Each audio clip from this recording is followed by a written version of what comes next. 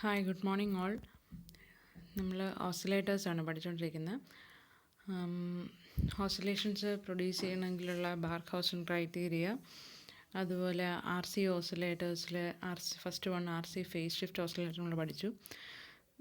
ഇപ്പോൾ സിനുസോയിഡലും നോൺ സിനുസോയിഡലുമായിട്ടുള്ള ഓസിലേറ്റേഴ്സ് ഉണ്ട്. ഓസിലേറ്റർ എന്ന് പറയുന്ന ഇൻപുട്ട് കൊടുക്കാതെ തന്നെ ഔട്ട്പുട്ട് കിട്ടുന്ന ഔട്ട്പുട്ട് കിട്ടുന്ന സർക്യൂട്ട്സാണ്.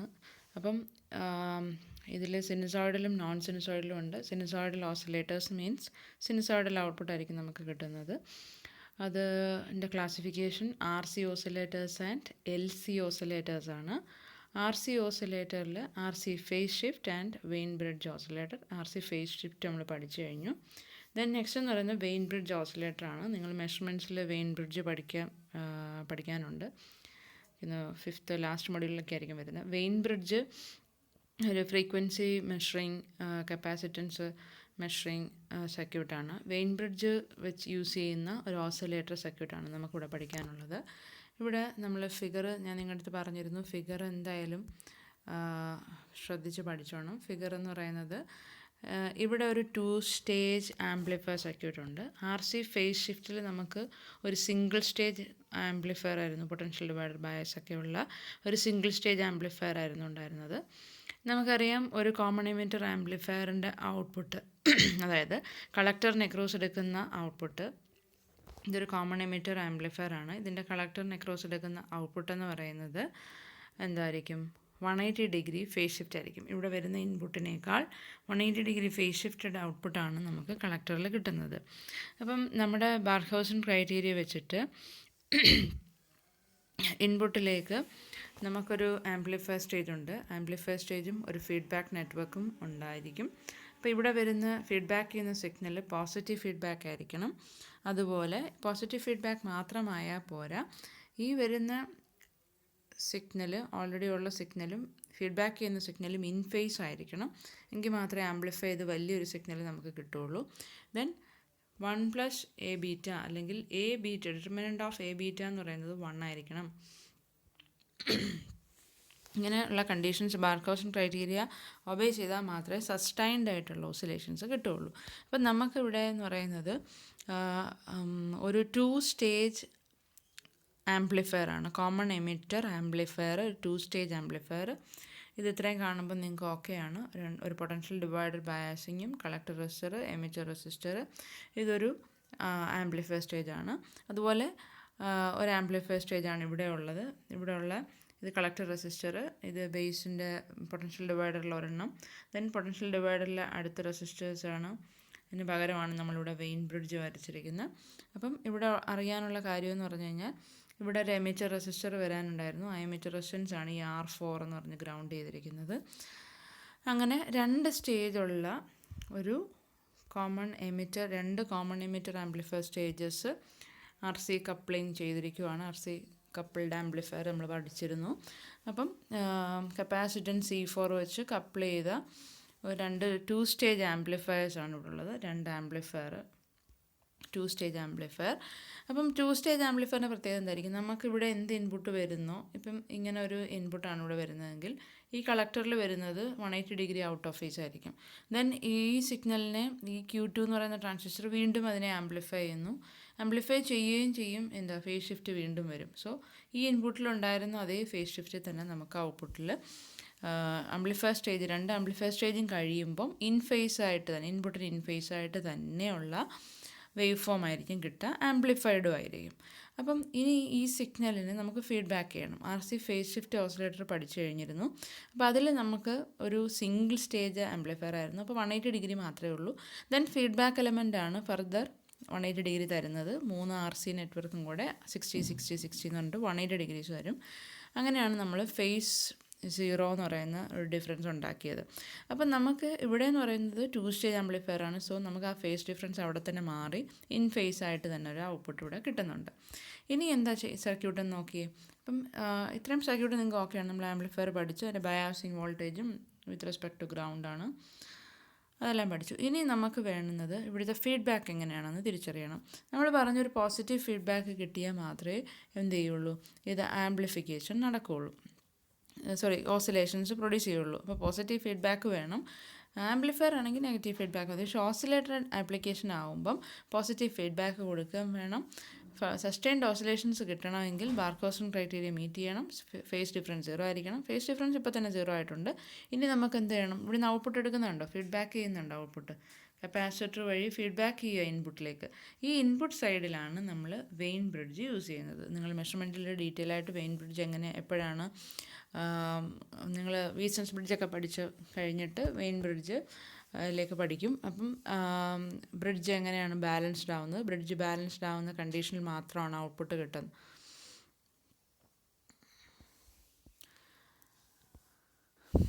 അപ്പം നമുക്ക് നോക്കാം. ഇവിടെ നമ്മൾ ഔട്ട്പുട്ടിനെ കണ്ടോ? ഔട്ട്പുട്ട് Q2 എന്ന് പറയുന്ന, അപ്പം ആദ്യത്തെ ട്രാൻസിസ്റ്റർ Q1, രണ്ടാമത്തെ ആംപ്ലിഫയർ സ്റ്റേജ് Q2 ട്രാൻസിസ്റ്റർ. അപ്പോൾ ഇവിടെ വരുന്ന ഈ ഒരു എങ്ങനെയാണ് ഒരു ഓസിലേറ്റർ സ്റ്റാർട്ട് ചെയ്യുന്നത്? ഓസിലേറ്ററിന് ഇൻപുട്ട് ഇല്ലെന്ന് പറഞ്ഞു. അപ്പോൾ ഓസിലേറ്ററിൻ്റെ ഇൻപുട്ട് അല്ലെങ്കിൽ ഇവിടെ ആകെയുള്ളത് DC ആണ്. അപ്പം ഇവിടെ വരുന്ന ബേസിലേക്കുള്ള ഫസ്റ്റ് ട്രാൻസിസ്റ്ററിൻ്റെ ബേസിലേക്ക് വരുന്ന കറണ്ട്, ബേസ് കറണ്ട് ചേഞ്ച് എന്തെങ്കിലും ഒരു വേരിയേഷൻ കൊണ്ടുണ്ടാകുന്ന ഒരു സ്മോൾ നോയ്സോ എന്തെങ്കിലും റാൻഡം നോയ്സ് കാരണം ബേസ് കറണ്ടിന് ഒരു ഡിഫറൻസ് വന്നു കഴിഞ്ഞാൽ ഇറ്റ് വിൽ ആംപ്ലിഫൈ. ഈ ട്രാൻസിസ്റ്റർ അതിനെ ആംപ്ലിഫൈ ചെയ്ത് കളക്ടറിനെ ക്രോസ് നമുക്ക് ഔട്ട്പുട്ട് കിട്ടും. Then further it is given to next stage of common emitter amplifier. അവിടെ എന്ത് ചെയ്യും? ആ ട്രാൻസിസ്റ്റർ അതിനെ ആംപ്ലിഫൈ ചെയ്യും. സോ ഒരു ആംപ്ലിഫൈഡ് ആയിട്ടുള്ള ഇൻ ഫേസിലുള്ള ഒരു ഔട്ട്പുട്ട് നമുക്ക് കിട്ടും. ഈ ഔട്ട്പുട്ടാണ് ഇവിടുന്ന് ഫീഡ്ബാക്ക് ചെയ്യുന്നത്. ഫീഡ്ബാക്കിംഗ് ത്രൂ കപ്പാസിറ്റർ C3 യൂസ് ചെയ്തിട്ടാണ് ഫീഡ്ബാക്ക് എലമെൻറ്റ്. അപ്പം ഈ ഇൻപുട്ടിലേക്ക് വരണം. ഇതാണ് ഇൻപുട്ട് സ്റ്റേജ്. ഇതാണ് ഇൻപുട്ട്സ് എന്ന് പറയുന്നത്. ബേസ് ഓഫ് ട്രാൻസിസ്റ്റർ Q1 ആണ് ഇൻപുട്ട്. അപ്പോൾ ആ ഇൻപുട്ട് സൈഡിലേക്ക് ഇത് ഔട്ട്പുട്ട് സിഗ്നൽ ഫീഡ്ബാക്ക് ചെയ്യുന്നത് through the vein bridge. Yellow കളറിൽ കാണിച്ചിരിക്കുന്ന വെയിൻ ബ്രിഡ്ജാണ്. ഈ വെയിൻ ബ്രിഡ്ജിലേക്ക് കണ്ടോ കണക്ഷൻ വരുന്നത് എവിടേക്കാണ്? A എന്ന് പറയുന്ന പോയിന്റിലേക്കാണ്. A എന്ന് പറയുന്ന പോയിന്റിലേക്ക് വരുന്ന ഇൻപുട്ട് ഔട്ട്പുട്ടിനെ നമ്മൾ ഇൻപുട്ട് ഫീഡ്ബാക്ക് ചെയ്യുന്ന നെറ്റ്വർക്കിലേക്ക് കൊടുത്തു. ദെൻ ഇവിടെ കണ്ടോ RC ഓസിലേറ്റേഴ്സിലെ ക്ലാസിഫിക്കേഷനാണ് വെയിൻ ബ്രിഡ്ജ്. ബിക്കോസ് ഇവിടെ RC നെറ്റ്വർക്ക്സ് ആണുള്ളത്. കണ്ടോ, R1 C1 ഇൻ സീരീസ്, അതുപോലെ R2 and C2 in parallel. ഈ ഒരു കോമ്പിനേഷനാണ് അവിടെ ഓസിലേഷൻസ് ഉണ്ടാക്കുന്നത്. അപ്പം ഇവിടെ എന്ന് പറയുന്നത് ഈ എമിറ്ററിൽ നമ്മൾ നോർമലി ഒരു റെസിസ്റ്റർ ഗ്രൗണ്ട് ചെയ്യായിരുന്നു. ആ ഒരു എമിറ്റർ റെസിസ്റ്റൻസ് ആണ് ഈ R4 എന്ന് പറയുന്ന എമിറ്റർ റെസിസ്റ്റൻസ് ആണ്. അപ്പം നമുക്ക് ഈ വരുന്ന ഫീഡ്ബാക്ക് ചെയ്യുന്ന സിഗ്നൽ Aയിൽ വരുന്നു. ഈ സിഗ്നൽ രണ്ടായിട്ട് ഡിവൈഡ് ആവുമ്പം ഇതിൽ R3 വഴി ഇതിലേക്ക് R3യിലേക്കും അതുപോലെ R1 C1 എന്ന് പറയുന്ന കോമ്പിനേഷനകത്തോട്ടുമാണ് സിഗ്നൽ ഡിവൈഡ് ആവുന്നത്. അപ്പം ഇവിടെ വരുന്ന കറണ്ട് നോക്കാം. ഇവിടെ വരുന്ന ഫീഡ്ബാക്ക് സിഗ്നൽ ഇങ്ങനെ രണ്ടായിട്ട് പോവും. അപ്പം ഈ ഒരു ഫീഡ്ബാക്ക് സിഗ്നൽ നമ്മൾ നോക്കണം, ഈ ബേസിൽ ഡിഫറൻസ് ആണ് നമ്മൾ നോക്കുന്നത്. ബേസ് കറണ്ടിനുണ്ടാകുന്ന ഡിഫറൻസ് ആണ് അവിടെ ആംപ്ലിഫിക്കേഷൻ നടത്തി അതിനെ ഓസിലേഷൻസ് സസ്റ്റൈൻഡ് ആയിട്ട് ഉണ്ടാക്കുന്നത്. അപ്പോൾ ബേസിലേക്ക് കണക്ഷൻ വരുന്നത് ഏതാ? ഈ R2 നെക്രോസ്, R2 C2 നെക്രോസ്, R2 and C2 പാരലാണ്. So R2 കണ്ടോ ഈ പോയിന്റ് ഗ്രൗണ്ട് ചെയ്തിരിക്കുക. അപ്പോൾ R2 നെക്രോസ് വരുന്ന പൊട്ടൻഷ്യലാണ് അവിടെ പോസിറ്റീവ് ഫീഡ്ബാക്ക് ആയിട്ട് ആക്ട് ചെയ്യുന്നത്. അതുപോലെ ഇവിടുന്ന് വരുന്ന വോൾട്ടേജ് R4 നെക്രോസാണ് വരുന്നത്. അത് നെഗറ്റീവ് ഫീഡ്ബാക്ക് ആയിട്ടാണ് വരുന്നത്. നമുക്ക് ഓസിലേഷൻ സസ്റ്റൈൻഡ് ആയിട്ട് കിട്ടണമെങ്കിൽ പോസിറ്റീവ് ഫീഡ്ബാക്ക് കൂടി നിൽക്കണം. അപ്പം റീജനറേറ്റീവ് ആൻഡ് ഡീജനറേറ്റീവ് എന്നാണ് പറയുന്നത്. പോസിറ്റീവ് ഫീഡ്ബാക്ക് എന്ന് പറയുന്നത് റീജനറേറ്റീവ് ഫീഡ്ബാക്കാണ്. സോ അവിടുത്തെ ഫീഡ്ബാക്ക് വോൾട്ടേജ് കൂട്ടാനാണ് നമ്മൾ നോക്കേണ്ടത്. അപ്പോൾ R2ൻ്റെയും R4ൻ്റെയും ഈ വാല്യൂസ് ഉണ്ട്, R2 R3 R4, ഇതിൻ്റെ വാല്യൂസിനെ ഡിപ്പെൻഡ് ചെയ്ത്, അതിൻ്റെ ഡിസൈനെ ഡിപ്പെൻഡ് ചെയ്ത് പോസിറ്റീവ് ഫീഡ്ബാക്ക് ആണോ നെഗറ്റീവ് ഫീഡ്ബാക്ക് ആണോ കൂടുതൽ വോൾട്ടേജ് വേണ്ടത് എന്ന് തീരുമാനിക്കാം. നമുക്ക് ഓസിലേറ്ററാണ്, സോ പോസിറ്റീവ് ഫീഡ്ബാക്ക് ആണ് കൂടുതൽ വേണ്ടത്. പോസിറ്റീവ് ഫീഡ്ബാക്ക് വോൾട്ടേജ് കൂടണം. പോസിറ്റീവ് ഫീഡ്ബാക്ക് കൂടി നിൽക്കണം. പോസിറ്റീവ് ഫീഡ്ബാക്ക് എന്ന് പറയുന്നത് R2 നെക്രോസ് വരുന്ന പൊട്ടൻഷ്യലാണ്. അപ്പം ഇത് ഓൾറെഡി ഇവിടുന്ന് ഇൻഫേസ് തന്നെയാണ് വരുന്നത്. അപ്പോൾ ഇവിടെ വരുന്ന വേരിയേഷനും ആംപ്ലിഫൈഡ് സിഗ്നലും ഇൻ ഫേസ് ആയിരിക്കും R2 നെക്രോസ്. ദെൻ ആ സിഗ്നൽ അഗെയിൻ ആംപ്ലിഫൈ ചെയ്ത് സസ്റ്റൈൻഡ് ഓസിലേഷൻസ് കിട്ടിക്കൊണ്ടിരിക്കും.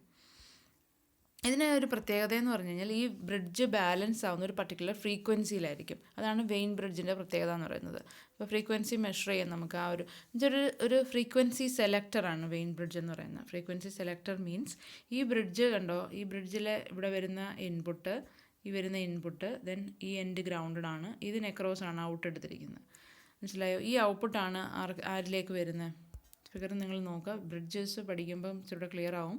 വീസൻസ് ബ്രിഡ്ജ് തൊട്ട് നിങ്ങൾ പഠിക്കും. അപ്പോൾ ഇവിടെ നമുക്ക് വരുന്ന സിഗ്നലിനെ കണ്ടോ, ഈ എയ്ക്കും സിക്കും ഇടയ്ക്കാണ് നമ്മുടെ ഇൻപുട്ട്, ഗ്രൗണ്ടാണ്, സി ഗ്രൗണ്ടാണ്. അപ്പോൾ എയ്ക്കും സിക്കും എയിൽ വരുന്ന സിഗ്നലാണ് അവിടെ ഇൻപുട്ട് എന്ന് പറയുന്നത്. Then output is taken across B and D. അതാണ് നമ്മളിവിടേക്ക് കണക്ട് ചെയ്തിരിക്കുന്നത്. ഏത്? ബേസിനും എമിറ്ററിനും ഇടയ്ക്ക് കണക്ട് ചെയ്യുന്നത് ഈ ബിയും ഡി എന്ന് പറയുന്ന 2 പോയിൻറ്റ്സ് ആണ്. അപ്പം അവിടെ വോൾട്ടേജ് കിട്ടണമെങ്കിൽ ബ്രിഡ്ജ് ബാലൻസ് ആവണം.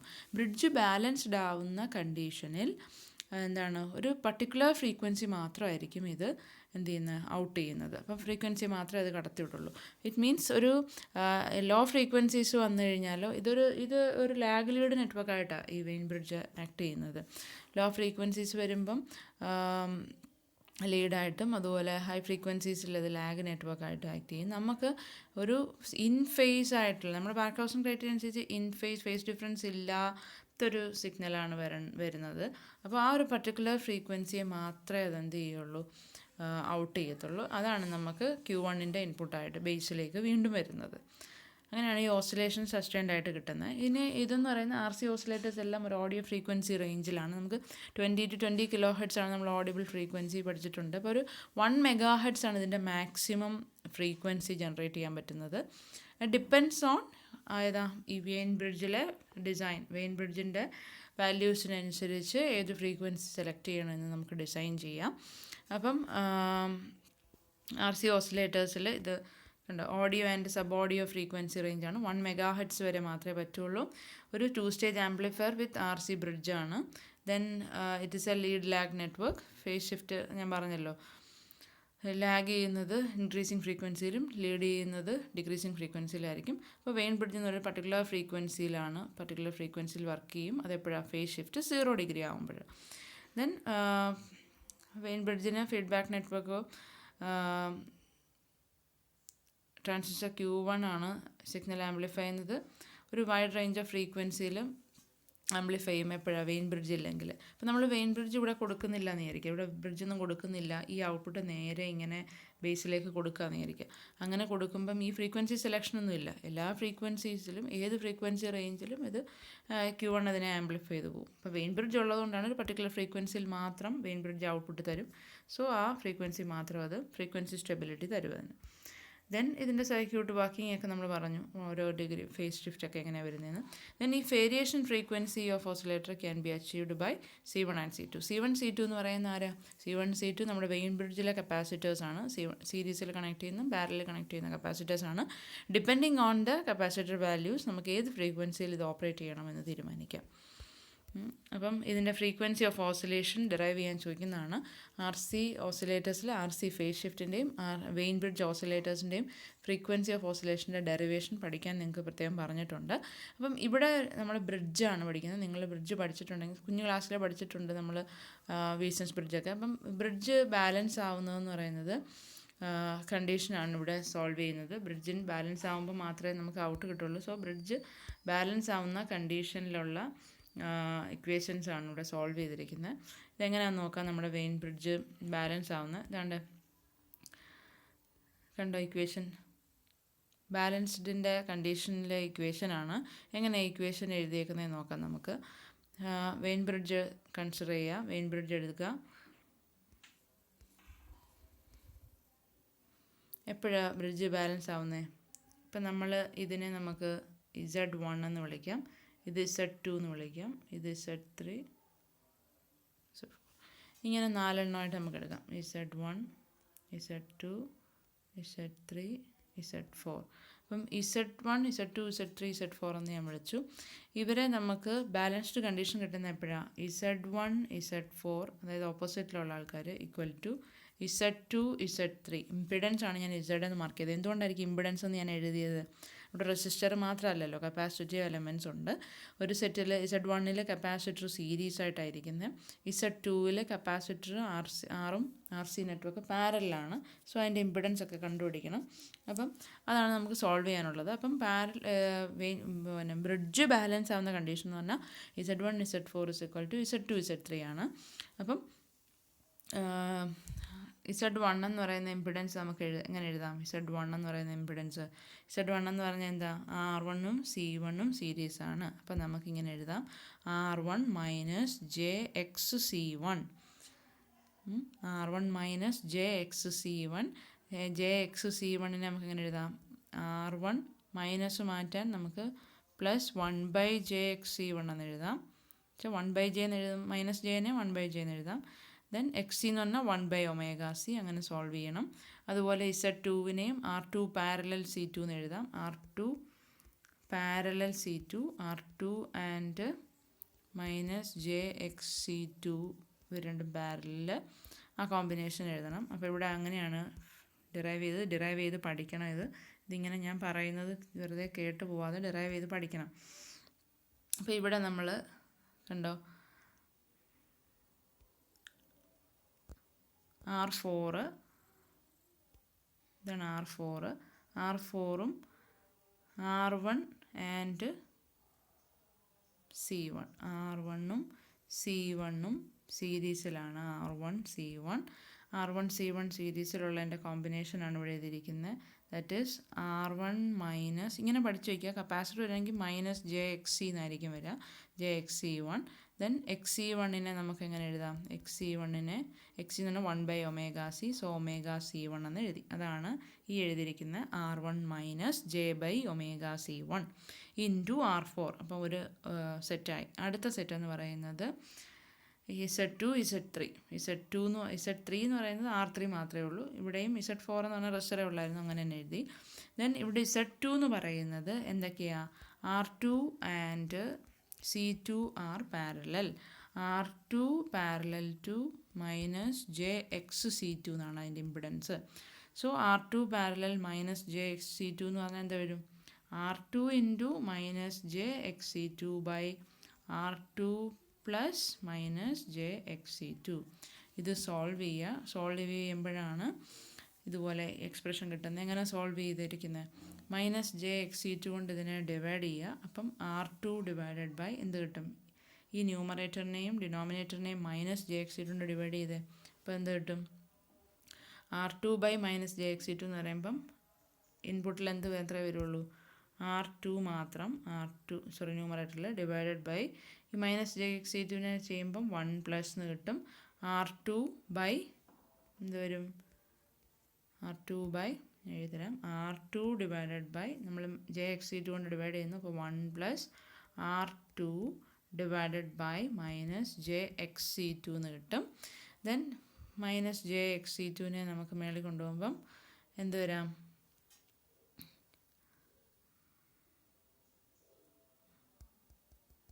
മൈനസ് JXC2 എന്ന് പറയുന്നത് പ്ലസ് J, അതായത് മൈനസ് 1/Jനെ പ്ലസ് J എന്ന് മേളിൽ എഴുതാം, XC2 എന്ന് എഴുതാം. XC എന്ന് പറഞ്ഞാൽ 1/ωc ആണ്. അഗെയിൻ XC2 എന്ന് പറഞ്ഞാൽ 1/ωc. ഇപ്പോൾ ഇതിന് ഞാൻ 1/ωc2 എന്ന് എഴുതി കഴിഞ്ഞാൽ മേളിൽ വരും ωc2. അപ്പോൾ എന്ത് വരും? R2 ഇൻറ്റു ωc2 എന്ന് വരും. അതാണ് ഇവിടെ എഴുതിയിരിക്കുന്നത്. R2 divided by 1 plus JωR2C2, R2 by 1 plus JωR2C2 into R3. Then ഇതിനെ സോൾവ് ചെയ്യുക, റീഅറേഞ്ച് ചെയ്യുക. സോൾവ് ചെയ്യുക മീൻസ് ഇവിടെ R2 ഇൻറ്റു R3 മൾട്ടിപ്ലൈ ചെയ്തു, R4 R1 ഈ ഒരു ഡിനോമിനേറ്ററിനെ റൈറ്റ് സൈഡിലോട്ട് കൊണ്ടുപോയി മൾട്ടിപ്ലൈ ചെയ്തു, R4 into this term into R1 minus J/ωc1. Then coefficients constant terms ഉള്ളതും ഇമാജിനറി വാല്യൂ, റിയലും ഇമാജിനറിയും സെപ്പറേറ്റ് ചെയ്യുന്നു. ഇത് റിയൽ വാല്യൂസ്, ഇത് ഇമാജിനറി വാല്യൂസും സെപ്പറേറ്റ് ചെയ്യുന്നു. Then real and imaginary parts separate ചെയ്തു. റിയൽ പാർട്സ് നമ്മൾ റൈറ്റ് സൈഡിൽ 0 ആണ്, so real values equal to 0 ചെയ്യുന്നു. അതുപോലെ അങ്ങനെ സോൾവ് ചെയ്യുമ്പം R2 R3 minus R4 R1 minus C2/C1 R2 R4 equal to 0 എന്ന് കിട്ടും. അതിൽ നിന്ന് നമുക്ക് C2/C1 is equal to R3/R4 is equal to R1/R2 എന്നുള്ള റിലേഷൻ കിട്ടും. ദെൻ നമ്മുടെ ഒമേഗയുടെ വാല്യൂ വേണം. നമുക്ക് വേണ്ടത് ഫ്രീക്വൻസി ഓഫ് ഓസിലേഷനാണ്. ആ വാല്യൂ എങ്ങനെ കിട്ടും? J into R4/ωc1. ജെയുടെ വാല്യൂസ്, അതായത് ജെ എന്ന് പറയുന്നത് ഇമാജിനറി വാല്യൂസ് ആണ്. ഇമാജിനറിയുടെ വാല്യൂസ് ഇക്വേറ്റ് ചെയ്യുക. ഇമാജിനറിയുടെ വാല്യൂസ് ഇവിടെ ഇക്വേറ്റ് ചെയ്തു, 0 ഇക്വേറ്റ് ചെയ്തു. R4/ωc1 minus ωc2 R1 R2 R4 = 0. അത് സോൾവ് ചെയ്യുമ്പോൾ നമുക്ക് വേണ്ടത് ഒമേഗയാണ്. സോ ഒമേഗ സ്ക്വയർ എഴുതുന്നു. Omega square is equal to, ഇത് കണ്ടില്ലേ, ഇത് റൈറ്റ് സൈഡിലോട്ട് കൊണ്ടുപോവുക. ദെൻ ഒമേഗ സ്ക്വയർ എടുക്കുക. Omega square = 1/R1 R2 C1 C2. Then omega എന്ന് പറയുന്നത് എന്താ? 1/√R1 R2 C1 C2. നമുക്ക് എഫ് ആണ് വേണ്ട frequency. 1/2π√R1 R2 C1 C2. ഈ R1 R2 C1 C2 എന്ന് പറഞ്ഞാൽ വെയിൻ ബ്രിഡ്ജിനകത്ത വാല്യൂസ് ആണ് കേട്ടോ. R1 C1 സീരീസും R2 C2 പാരലും വന്നില്ല, ആ കോമ്പിനേഷനാണ് നമുക്ക് ഫൈനലി കിട്ടുന്നത്. So C1 C2 C ഈക്വലും R1 R2 Rന് ഈക്വലും ആണെങ്കിൽ F is equal to 1/2πRC എന്ന് കിട്ടും. അപ്പോൾ RC ഫേസ് ഷിഫ്റ്റ് ഓസിലേറ്ററിൽ ഇതുപോലെ എല്ലാ വാല്യൂസും ഈക്വൽ ആണെങ്കിൽ ഫേസ് ഷിഫ്റ്റ് ഓസിലേറ്ററിൽ നമുക്ക് കിട്ടുന്ന 1/2πRC√6 എന്നാണ്. ഇവിടെ നമ്മൾ എല്ലാ വാല്യൂസും സെയിം ആയിട്ട് വന്നാൽ 1/2πRC എന്നാണ് കിട്ടുന്നത്. വെയിൻ ബ്രിഡ്ജ് ഓസിലേറ്ററിൽ F is equal to 1/2πR, frequency of oscillator. ഈ ഒരു പർട്ടിക്കുലർ ഫ്രീക്വൻസി മാത്രമാണ് ഇത് കടത്തിവിടുന്നത്. F is equal to 1/2πRC. ഇത് ഡിറൈവ് ചെയ്യാൻ ചോദിക്കുന്നതാണ്.